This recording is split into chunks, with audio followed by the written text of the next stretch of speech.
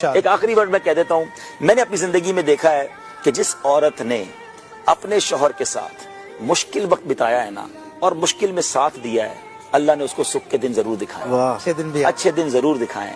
अगर उस मुश्किल वक्त में उस औरत ने ताने ही दिए ना, उस औरत ने बाज़ औक़ात औरतें घर छोड़ के चली जाती हैं। अरे ये तो वक्त है साथ देने का। शरीक हयात फिर किसको कहते हैं? गाड़ी के दो पहिए फिर किसको कहते हैं? This is the time to be supportive.